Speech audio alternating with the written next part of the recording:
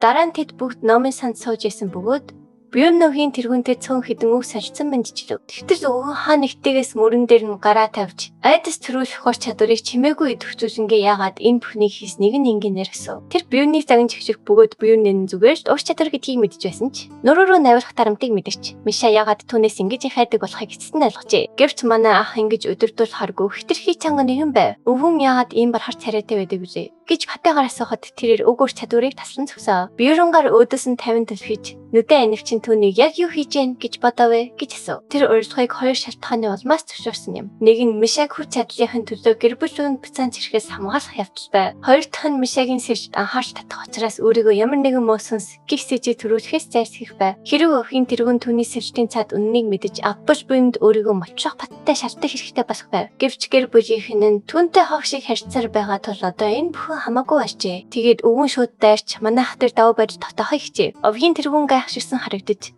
Бёрний өхлөө сайхгүй байна уу гэж асуухад Бёрн ядч нэг моцон өөр муурнаас сайхгүй байна гэж сөрөг хариу барив. Тэр энэ залууг урд мондов судлаач байсныг мэдвч хариу цохиж өгөхгүй бол овгийн тэргүүр энэ газрыг хэвхэн секундэд газартай тэгшин гэдгийг бас мэдж байв. Бёрн дайсны нутагт сэрэнгэнд байгаагаа ботонгоо инээн сүйж өвгөн түүнийг дийж чадна гэж энэ хэр бата юу гэж асуув. Гэсэн хэдий ч Бёрн нөх мөчөд баруураад дахин дан зарах учраас өвгөн туншихгүй гэдэгт тэр итгэлтэй байв. 10 жилийн өмнө хийсэнтэй адил учир нь түүний арт түмэн яг шинэ цантай юм. Гиндогийн тэргүүн энтхийн хамгийн тайван хүн шиг инээж ихсэн Бёрнийг айтан ашигласныг мэдчихээн гэж хэлв. Бёрн тэнэг царайлахаар шийдэж юу яриад байгааг нь асуусан ч өвгөн түүний зарсан гिचлүү гэж бодон усан шахав. Манай ах байр суурийг чангаруулж юу гэсэн үг болохыг нь тайлбарлахыг шаардахад ноён Карштен түн Скадегийн айтмын талаар одоо зүгээр хүлээ гэж хэлв. Тэр Бёрнийг үргэлжлүүлэн шахаж байсан ч манай баатар өвгөн айтмын нэрийг ч мэдэхгүй байгаа гэх чухал зүйлийг харав. Овгийн тэргүүн Бёрнийг баталгааж авсны дараа айтмын нэрийг хэлнэ гэж жижигсэн нь маш сэжигтэй санагдав. Бёрн өвгөн аимшигтай хотол ярьж ямар нэг айтем сэржтэй төсөлж магадгүй гэж зүгээр сэжигж байгаас биш юу болохыг нь огт мэдэхгүй байгаа шууд ойлгов. Мишагийн аав Бёрн ерөөсөө ганц үг хэлэхэд бүх зүйл засагтана гэж өдөө. Энэ бүх жижиг нь түүнээс мэдээлэл авахар биш гэсэн арга цааш байсныг ухаарахад манай ахын дэргүүн үнэхээр их хөрөв. Хөдлөх цаг болсныг ухаарсан Бёрн цээжээ цахан хамгийн агуу чадвар болох объект зүгээ идэвхжүүлж юу ч мэдгүй гэж дайчны тангарыг тавив. Энэ өвгөнийг бүрэн битгэлгүй барьж хүлээн зөвшөөрөхөөс өөр сонголтгүй болохоо. Бёрн хизээ нэгэн цагт тэр айтемыг олохоор явна гэж хэлэн яриагаа зарсав. Гэхдээ тэгэхэд овгийн тэргүүн бүх зүйлийг аних чинүүдээр харж байсан Мишатай хамт засах хэрэгтэй болно. Бёрнийг явсны дараа овгийн тэргүүн бодож тавтан гайхширсан байв. Миша энда өөрөөс ирсэн. Гэвч Скотэ байсан гэдгийг сэжигтэй санагдана. Тэр их сэрэлтийг өдөө чадах тусгай зүйлийн тухай эртний тэмдэглэлийг сөхөж Барварыг өрсөн бодис чалпааны тийм зүйл байгаа эсхийг үзэх явдал байсныг өөртөө хүлээн зөвшөөрнө. Тэр тангарыг таахгүй ч харсан зүйлээс нь үзвэл барвар үнэхээр юу ч мэдгүй ч Мишаг маш их санаа тавьдаг нь тодорхой байв. Тэр ном Мохаммед ийм их авьяастай барвар байна гэж хизээч бодоогүй. Химэн дотроо ажихан инэ. Яг энэ үед нэгэн дуу тасалдуулж Миша буцаж ирснийг дуулав. Тэр хэлхцүүлж байгаагаа мэдгэсэн ч эцэг нь яриг нь тасалж одоо таныг хинч гадны хүн гэж харахгүй гэж хэлв. Тэрээр Мишаг одоо албан ёсоор өөрийн охин болсон химэн өргөжлүүлэн ярихад Миша дуугүй байх бөгөөд огт сонирхоогүй шинжтэй байсан тул яагаад дуугүй байгаа юм асуу. Хэдэн хорон өмнө Миша Борныг дуудаж гайчны тангараг сутаа шууд хожил хэлсэн гэдгийг тодруулсан байв. Хэсэг гэрэлцсэний эцэст Борн хожил хэлснээ хүлээн зөвшөөрөөд түүний хувьд ямар ч тангархаас илүү хэрэгтэй бөгөөд хэр хэцүү байсныг нь төсөөлж чадахгүй байна гэж уран хэлэхэд Мишагийн сэтгэл уян госон зөвлөрнө. Одоо царт буцаж ирэхэд Миша эцэгтэй түүний мөнхөг амжилтаас болж ирээгүй гэж хэлээд ээжийнхэн нас барахынхаа өмнө хийсэн зүйлийг сөхөв. Тэрээр түүнийг төрсөн эцэг нь биш гэдгийг дэлгэж өвгөн шууд дурсан дугаа өндөрсөн.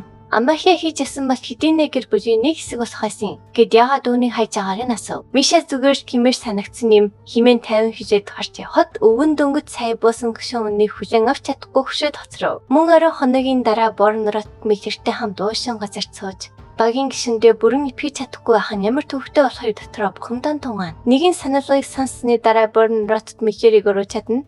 Гэвч тэгэхэд хэцүү байсан тал асуудлыг шууд нүүр төлөн шийдэхээ шийдэв. Тэрээр гэлт рүү яагаад татсныг нь шууд асуухад Рот Миллер Борн яагаад түүнийг өдөржин сэжигсэнгөө хараад байсныг ойлгон аяха цааш тавив. Тэрээр манай баатар үүнийг хэрхэн мэдэж асныг асуухад Борн гэлтэд таньдаг хүнтэй гэж хэлв. Рот Миллер дүүргийн менежер түүнийг дуудаж багаасаа орвол шарна гэж амжсан ч тэрэд толцсон хэмээн тайлбарлав. Борн яагаад үүнийг нуусныг нь асуухад Рот Миллер багийн уур амьсгалыг эвтчихнэ гэж батсан гэж хариулв. Борн түүнд үнэнч байсанд нь баярлалаа гэж хэлээд аяагаа бөгөөд Рот Миллер үнэн чамд хിവэрээ тус юу ч өөрчлөх шаардлагагүй гэж шийдэв. Дараагийн өдөр нь эцэст нь ирж лабиринт нэгтгэхэд бэлэн болов. Эрвин Борнд амжилт хүсэж цаашаалхав. Гэвч түүнийг тайвшрахтай зэрэгцэн Миша уртаа орж ирж Эйвтэнд юу хийж ясныг асуув. Манай баатар түүнийг зүгээр л мэдлэхээр ирсэн юм хэмээн сандарсаар тайлбарлав. Тэрээр Мишад цаг болох хүртэл төхөв гэж байгаагаа хэлээд юу хийх гэж байгааг нь асуусан ч тэр бухимдсан хэвээр байв. 7 цагийн дараа эцэст нь хөдлөх цаг болж шидтэн болон одоо хоёр хоцорч байгаа Борн зарав. Яг энэ үед Миша хэсэг бяцхан марууд руу захад манай баатар санаан засан өгөө шиг гүйж очиад төрсөн мө гэж асуув. Тэрээр тэдэнд замаа олохын тулд аялагчдыг даахыг зөвлөсөн ч тэдэнд энэ бүхэн хэдийн ойлгомжтой байсан тул түүнийг хахан харав. Бьорн гайхсан ч өөрийгөө танилцуулахад хүүхдүүд читэн биширдэг одоор нь уулзснаа ойлгоход маш их баярлалтай шуугилдав. Тэрээр аялагчийн байшил тогтоох харахыг хэрхэн мэддгийг нь асуухад нэг нь ариун газарт сурсан гэж хариулв. Энэ нь Борныг бүрэн цочроож өөр шиг нь хачин зөрөг харуулаагүй юу гэж асуухад хүү зүгээр гайхан харав. Дараа нь Борн тэдэнд муухай дэрэмждээс зүрхээ хамгаалахыг сануулсан ч тэд энэ хичээлийг хэдийн мэддэг байсан тул хин сагсныг нь гайхав. Энэ нь үнэндээ Карен байсан бөгөөд хүүхдүүд шүтэндээ баяртай гэж даллаад лабиринт руу тавтлан ороход Борн анга ханууд нь нисхийг харж буй. Харахалтай өвгөн шиг инээмсэв. Яг цагтаа босод хоёр нь эцэст нь хурж ирэв. Гикара Дваскийг хитэх хэвчнээс болоод бие засах шаардлагатай болсон гэж тайлбарлахад шидтэн улааж одоо түнд хичээд байх зүйл биш гэж тавин хэлв. Борн тэдний яриаг тасалж одоо хөдлөх хэрэгтэй гэж хэлв. Дваски Борны нөрөн дээр үүрвтэн тэд бүх хурдаараа урагш тавшихтаа багаараа порчлоор эцэст нь нэвтрв. Хэдэн өдрийн өмнө Ротт Миллер бүрэн басан төв юм шиг санагдаж байсан ч хамгийн ихэнд портл нээхийг хүсэж хурдан давтлах санаар төвшүүлсэн байжээ. Одоо цагт буцаж ирэхэд баг болор агуугаар хордлонгүйж Борн бодит амьдч дээр үнийхийг нь хайвгүй сонирхолтой гэж badна. Ротт тэр урд өөр багийг хараад Мишагийн хүлээгээрээ гэж ярьсхай үл тоонд замаргүй. Яг энэ үед хэсэг гоблинууд өсрөн гарч ирэхэд Ротт Миллер хүсчв. Гэвч Миша орж ирээд тэднийг мэрэгчлийн хүн шиг хэдхэн секундэд цавчиж хайлаа. Муу дурсгалууд сэрэг чившгэд Ротт Миллер нудрага чанга зангидв. Тэрээр баг руугаа цааш үргэлжлүүл хэмээн орилж чиглэл стан дахин урагш тавтлаа. Эссенцээ сагсан сайжруулсан тэнхээтэй байсан ч хэдэн цаг гүйсний дараа багийнхаа хөсөндөө хотгоцсон байв. Бьорн Дваскид хүндэрчиж гэж эргэж орж хад.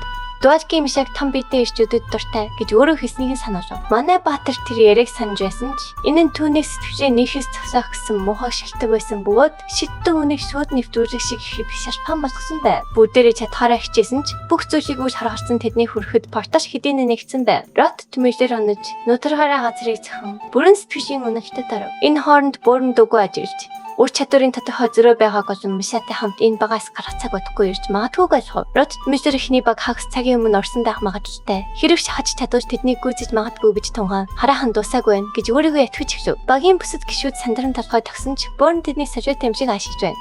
Бүгд хэдийн ядарсан байна хэмээн шууд згсав. Тэрээр Ротт Миллерийн бүтэн нэрийг дуудаж одоо тайвшир гэж хэлэхэд скаут бараар урандаа хайж явах гэж байсан ч бие барьж бага суучлаж буйхад бүгд амсгаа. Тэгээд тэд 2 дугаар давхар босох чулуун цөл рүү орж Ротт Миллер тэднийг сайн залуурсан хിവэр байв. Гэсэн ч дөрвийн менежертэй олцсон ядаж болон скаутын өмнөх сэтгвчийн өнөрт нь хитрхи сэжигтэй санагдсан тул Борн түүнийг анхаарчтай ажиглахаар шийдэв. Тэд одон оронд бүсээр тэхэн өнгөрөхөд Миша харагдцтай автах бөгөөд Дваскихийн нэгэнтэй хамт үүнийг таашаахыг хүсэж байна. Гэсэн ялан үг шидэхэд Мишагийн дөргөн шууд хөрөв. Тэрээр үүнийгээ хүлэн зөвшөөрөхийг хичээж яхад Гикара дараас нь ярагны хойч цаашлалав. Түүнээс хойш тэд дөрөвдүгээр давхрын тэнгэрийн цамхагт хүрэхэд Борн эдгээр бүх монгосуудыг мэднэ гэж хэлээд дайны өрөө бодоход баг талантай өсрөн орно. Тэд монгосуудыг цаасар хийсэн юм шиг устгаснаар анхны сорждыг даван туулж одоо ямар хаалга сонгохоо шийдэх ёстой болно. Зөрхтэй хаалга нь ердийн замын сонгож боловч дараагийн шат руу очихын тулд 4 цаг хүлээхийг шаарддаг. Мэргэн нухааны хаалган сэрэмжлүүлэг Тавар бүхий илүү эрсдэлтэй боловч хүлээх хугацаагүйгээр 5 давхар хүртэл шууд өсөх боломжийг олгодог. Тэгээд аимшиг төвчээрийн хаалгагаа бөгөөд тэнд та хамгийн муу дурсгалуудаа дахин амсагч тусгаж чадвал дугаартай зүйл эсвэл 6 дахь ирэмбийн нисэн цавч болно. Эцэст нь хувь тавилангийн хаалгаа хач Борныг тайлбарлаж амжихаас өмнө Ротт Миллер энэ ажлын дараа багаас гахаар төлөвлөж байгаагаа гинт мэдэгдэж яриаг нь таслав. Бьорн бүрэн гайхаагүй ч гинтийн зүйл болсон тал өөрөөс нь болов гэж асуухад Ротт Миллер энэ нь өөрийн хувийн шийдвэр тул үгүй гэж хариулв. Бьорн энэ нь юу гэсэн үг вэ гэж асуухад Ротт Миллер зогсож инээмсэглэн хэсэг хатаасан мах хүсв. Тэрээр дөргийн менежер Ротт Миллерт дээд ирэмбийн кланд орох санал тарьж энэ нь түүний толгойг эргүүлээд байсан тул тэр тун гэмгүй хүн биш гэж тайлбарлав. Эцэст нь тэрээр хүн биш төрөлзөө шиг төрөлхийн авьяастай хүмүүс өргөж хурдан дэшилдэг. Тул одоо цааш явах цаг нь болсныг ойлгожээ. Тэрээр гүйцэхгүй байснаас болоод өмнө нь багуудад хаягдж байснаа хүлээн зөвшөөрөв. Заримдаа хөвгдөж, заримдаа эцсэндээ өөрөө явдаг байжээ. Гэвч энэ удаад зүйлс тийм энгийн биш байв. Бёрн гайхахад Ротмиллер энэ багт үнэхээр дуртай гэж тайлбарлав. Тэрээр тэдний аялал илүү урт үргэлжлээсэй гэж хүсэж байгаа ч гүн сэтгэлдээ бүх сайн зүйлс дуустдаг гэдгийг мэджээ. Бёрн үг хийж ихтэй сэрүүлэг дуурч Ротмиллер түнд явах цаг болсныг сануулна. Бёрн хотод очиод Миша бид хоёр ямар ч байсан явахаар төлөвлөж байгаа.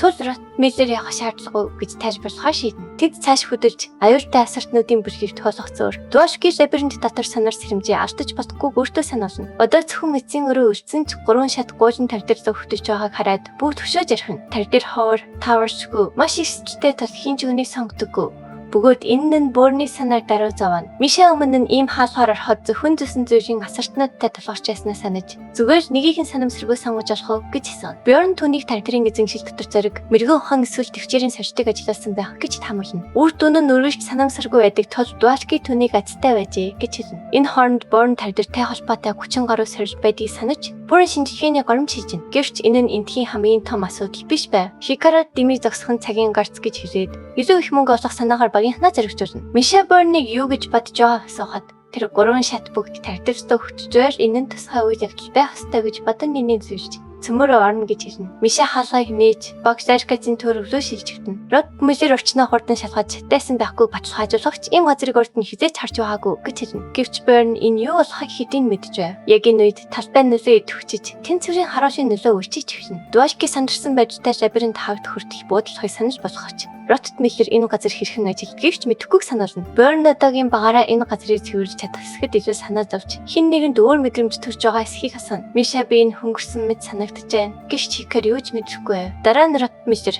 Дуашки хоёр илүү хүчтэй болсноо хэлж яагаад гэдгийг гайхаж эхэлнэ. Бёрн бүгдийг тунгаан бодож тэнцвэрийн харуул түүний хэд өндөр үзүүлэлтүүдийг багийн бусад гишүүдэд хуваарсан байх гэж таамаглана. Тэр шууд хэлэхгүйч би энэ хачин санагдаж байна гэж яасан баримжаа өгнө. Роттер мөр төчийн горимд шилжиж энэ нь үзүүлэлт тохиолдох нөхцөл байх ёстойг ойлгоно. Гэж цаашид яах ёстойг асуухад Бёрн тэдэнд хайгуул хийж гарч харахыг тушаана. Манай баатар хэрүү энэ газрыг хинч мэдэхгүй бол шарнилын цэн өндөр байх ёстой гэж хэлэхэд Ротмиллер түүний хичээлд түшиг хүндэтгэж байгаа харуулна. Шикарад стратеги зөвлөгөө өгч хэрэгтэй Дуашкиг энд чангаар орийлж энэ бол сүүчийн агуу мэрэгэн Габриэлюсийн зөвхөн байгуулдаг хастай гэж ашигна. Бүр Ротмиллерч энэ нь боломжтой мэд сонсогдож байгааг хүлээн зөвшөөрнө. Шикарад сандарсандаа хүсэн цутгаж энд толдох хасартнууд байгаа эсхийг асууна. Ингээд ад үзэгдэхсдийн баг сүүчийн аялалдаа гарна. Төргөөр цааш гүнзгийр хөтгсөн Миша энэ газар бүхтэй сэжигтэй санагдаж байна гэж хэлэхэд Дуашки түүнийг хамгаална гэж чангаар мэдэгдэж Миша өөрөө хамгаалж байснаа дараа сануулна. Тэр хоёулаа бие биеэ хамгаална гэж зүтгэхэд Бёрн дотроо заван санагдаж өгөх шахагч Шикарад түүнийг дуугүй дэмжинэ. Хэсэг хугацааны дараа тэд 6 дугаар 90-ийн яман асартантай таарч тэр нь шууд салбиж эхэлнэ. Асартан зэсгээд алайхад Бёрн бүдийг бэхэн байхыг сануулна. Тэр цохилтыг хаагч талбай нөлөөнөөс болж энэ асартан түүнээс илүү хүчтэй дагаар мэднэ. Гинт Дуашкийн мөсөн шившлэг хийж Миша Бёрнийг холтохыг оршиход Дисбриш асартныг мөргөж нэг цохилтоор сөнөх бөгөөд энэ нь бүгдийн амийг ангаалгана. Бёрн насар том мөсөн жадыг хараад энэ бүсэд Дуашки одоо тоглоом биш болсныг ойлгоно. Той бичний нүд бахархлаар дүүрч энэ газрыг цэвэрлэх нь бодож байснаас тэнч хэцүү биш байж магадгүй гэж бодно. Ларакас төрөг нь төсчөлтэй хүччин авьяасч тус болохооргүй байдлаар хийгдсэн тус хинч байсан бүрэн төрдөг. Гэвч Ротмиллер хурдан анхаарлаа төвлөрүүлж утгаараа мөрөг тэмдэглэх бөгөөд бүжирн таниулж залуу зөрвөлжийг төрөх хэмэд хурдан шинжилж байгаад гайхаж тэдний ур чадварыг дотроо өндрөөр үнэлнэ. Бёрн түүнийг энэ нарийн зөрөг хэлбэрхэн зорж байгаад гайхахад Ротмиллер үнийг сүртэй зөөж биш мэд таахгүй өнгөрөн. Дуусгасныхаа дараа тэр багийн хундаа цааш хөдлөхийг хийж боловч даруй тагнуурч орчиж буй асартнуудыг мэдэрч төхөө өгөхөд Дуашки урд нь гараад багийнхнаа торин нарийн байда тосох хоёр мөсөн жадыг зэрэг шившин. Бүх далмайрын зогсох бөгөөд Бёрнуудыг хүртэл Дуашкиг хэс гарч байсан зүйл нь ерөөсөө түүний манад байсан юм уу гэж гайхаж эхэлнэ. Дараа нь Ротмиллер тэхэн өргөжлөхөд манай баатар өдөө хүртэл багийнхаа нүхтийн дагуу талыг ойлгохыг үнэхээр хичээж байгаагүй дээ. Багсаагаа гимшин. Энэ хооронд Дуашки сагсуурч бүх тайсныг ганцаараа зохицуулж чадна гэж ангаар мэдэгдэнэ. Энэ бүсэд талбай нөлөө иж бичдэд хамгийн их ашигтай тодорхой байв. Мөн тэдөө шингээж авч чадахгүй. Тул тэдний манагийн багтаамж хэд дахин нэмэгдэхүүн ойлгомжтой гэсэн хэдий ч бүх зүйл хэтэрхий саадгүй бүтэмжтэй байлаа. Дуашки анх удаага бүрэн ирэх чөлөөтэй мэдрэмж авч өндөө сэтгэл хангасан байв. Бёрн өдрийг багийг чимээгүй шинжилэн өнгөрөх бөгөөд хүн бүр өргөө зөв биелүүлбэл тэд ятаж хоёр дахин хүчтэй болохыг ойлгоно. Энэ нь багийн тогтоомтоос нэг хүн бүгдийг хийснээс хүмүүс өөрлөө биелүүлэх нь илүү дээр бөгөөд яг энэ нь Борны явахыг хүсэж байгаа шалтгаан юм. Тэр энэ нь жинхэнэ багийн ажиллагааг мэдрэх анхны бөгөөд сүүлчийн удаа байх болно гэж бодоход хажин санагдана. Гэрч Миша түүнийг бодит байдалд нь оруулж гөлхөө болоод шөнийн манааны ээлжиндээ анхааралтай байхыг сануулна. Хикарат бензапила шиг хурцгинэн дугаар хацуур. Борн эд зүйлээ хад ойрхон байгаагаа мэдэн гүн бодол татна. Тэдэнд зөвхөн басын өрөөг олох шаардлагатай байгаа ч энд дахиныг 7 хонсон бош илүү их юм фармжаас байсан тэр харамсна. Дараа нь Дувалки анир чимээгүй гівтэн Мишагийн таалагддаг зүйлсийн талаар бодож яснаа хэсгэд Борны толгойд шууд аюулын төхөө дуурна. Илбчин Борноос Мишагийн талаар хэлсэн үгэндээ нуттай байсан мөн гэж асуух гэж яснаа. Одоо энэ нь хамаагүй болсон бөгөөд зөвхөн өөрийн жинхэнэ төрхийг харуулахыг хүсэж байгаагаа хэлнэ. Тэр Мишад маш их сайн гэдлээ хүлээн зөвшөөрч гмийн юм ярьж эхлэхэд бужирн түүний яриаг таслах бөгөөд энэ нь Борныг мөн Мишад сайн байх үе гих хайж тавтуулна. Борн тайлбарлахыг хичээх боловч тэр залуу зөрүүлжсээр юу ч түүний бодлыг өөрчлөхгүй бөгөөд хотод буцаж очиод сэтгэлээ нээн гэж хэлнэ. Борн үүнийг сонсоод энэ бас сүүл дагуулах классик нүүдэл гэдгийг мэдэн сандарч хүрнэ. Хэсэг хугацааны дараа баг ханны урд зогсож мохор замаар орсон гэж гайхаж эхлэх боловч Борн энэ бол басын өрөө гэдгийг мэдэж бай.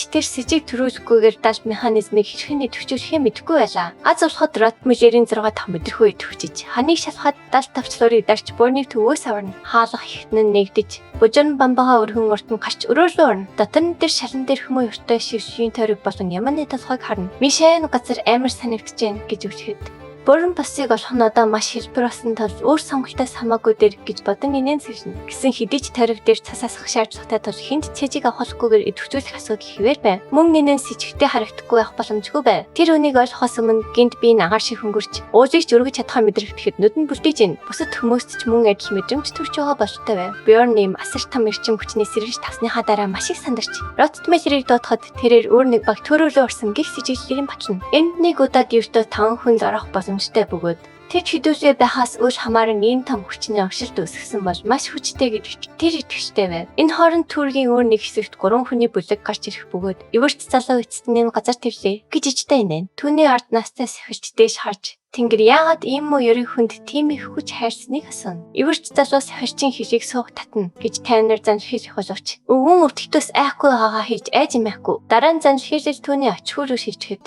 тэр даруй амаас юм. Эвэрч залуу бүгцэд суусан 3 дахь гишүүн лөө харан эр хүн шиг байж гараа алдсан юм шиг айлхаа бол гэж хэлнэ. Тэр эрдөө энэ сонголттой байсан тохорхон инээн. Энэ газрыг нээхийн тулд 5 дугаар төвшний адил явдал баригчийн гарыг ашиглажээ. Сахилч түнлүү айснуудаар харж тэр залуу чиний багийн гишүүн биш үү гэж асууна. Масхаатай залуу том сургуульгүй мөрөө хавчин тагнуулчийг хурдан бас химээ нүхнэ. Өвгөн түүнийг гараа алдсан байш үү дээ гэж учруулахыг хичээсэн ч Масхаатай залуу муухай харан амиг нь нүдэн. Тагнуулч өөрийгөө хүчлэн босоод сахичд зүгээр гэж хэлнэ. Яг энэ үед талбай нөлөө идэвхжиж эвэртэй залуу хүчний өөрчлөлтийг мэдрэн гацна. Тэр өвгөн зүү эргэж юу болсныг асуухад өвгөн бурхан шиг хүчин баацрыг буурсан гэж хариулна. Эвэртэй залуу зүг сонссон эсгээ бачхаажуулаад тагнуулч руу харахад тэр ч бас эрдэнэхөөсөө солилцснаа хэлнэ. 5 дугаар түвшний таринууч хүртэл солилцож байгаа бол энэ дөр хин нэгэн байгаар тэр айлгана. Тэр малгайгаа тайлж муухай нэмсвэрийн жаахан хулхнууд хаана нуугдж байгааг олох цаг болсныг хэлнэ. Борн лабиринтэд өөр аялагчид орж ирснийг болон тэд урьдан таарчсан бүхнээс хавгүй хүчтэй гадарна. Түүний үзүүлэлт бараг 2 дахин өссөн. Тэр залуусыг 6 дугаар давхрын түвшинд байгаа гэж итгэв. Миша баг зэрэг гайхсан ч хамдрах хэрэгтэй гэх ба Хикорот Борныг ингэж сандарч байгаад гайхна. Дувалки хүртэл хэтэрхий өөртөө итгэжтэй байхад Ротмиллер яриг тасалж эндээс гарцсан болох хэрэгтэй хэлнэ. Тэд Борноос юу хийхийг асуухч тэр хариулахгүй. Тэр шууд хөдөлж өөрийн цус арч төрийн таргийг идэвхжүүлсэн мангасыг дуудана. Бусад нь Борныг үнийг ямар нэг байдлаар идэвхжүүлсэнийг олгож шууд сандарч эхэлнэ. Бафомет маш аюултай бос байх ёстой байхад тэд 1 минутын дотор унагааж дөнгөнө. Бос унсны дараа тэд Зарокагийн лабиринтын зураг гих шин айтан болно. Тулаан хэтэрхий хэлбэр байсан Борн сандарч нөгөө аялагчид ямар амар хүчтэй тунгаана. Үүнийг дуусгахаар шийдсэн тэр бусаддаа хортон гарах хэрэгтэй сануулна. Түүнийг дагаад бүгд анзаарч Борн хамгийн мохор бодохыг тэдэнд сануулна. Энэ тулаанаас харахад нөгөө залуус дээлдэсгүй хүчтэй байгаа нь тодтохоо гэж тэр хэлнэ. Үзүүлэлт нь нижиж байлаа ч гэсэн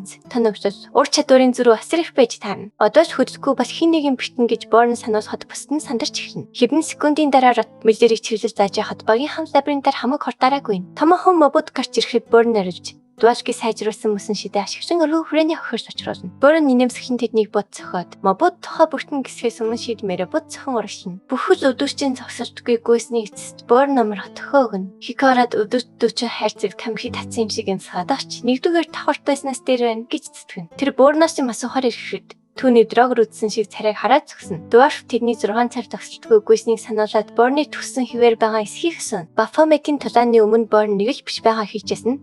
3 дугаар давхрын бостой тарахаас өмнө төвшөртэй ижиж байв. Тэр багийн ханаасаа ганцхан удаа идэхгүйсэн ч Долги хүрхий тэднээс холдон төрүүлж чадсан хэмээн нэрвэгдэж байв. Мишаа ядарсан харагдагч цаашаа явах уу гэж асуухад Борн тгий гэж тэр гомцгүй толгой төхнө. Рот тэр зөрөг рүү барахаар харан түүрөө чиглэх нь ороход тослно гэж яагаад бацныг асуухад манай залуу тэр нь боссын өрөө гэдгийг мэдж байв. Таринооч Борны сонг таахгүй бол аюул тохиолдно гэж чимээгүй хэлнэ. Түүнийг ингэж хэрмэрц багийн бусад гişүүд шууд сандарч эхэлнэ. Рот Мишерийн 6 дахь мэдрэхүй чихтэй шилсэн гэж Борн анзаархад Дуаски үнэхээр үнэн үү гэж асууна. Залуу Тариночийн үгс өөрийнх нь санаачхай гэсэн үнэмшилтэй болгосныг ойлгоно. Үйл явдал улам өрчимжиж, эцэгтэй мөч ярдж байна. Дараагийн хэсэгт бүх зүйлс эргэж хийн. Дараагийн хэсгийг бусдаас төрүүлж хамгийн ихэнд үзэхийг хүсвэл дэлгэцэн дэх төрийн банкны данслуу 5,000 төгрөгийн хандив хийгээрэй. Тэгвэл дараагийн хэсгийг тань нэн дараа гаргаж өгье. Таашагдсан бол лайк дарж, сувлын мэн заавал бүртгүүлээрэй.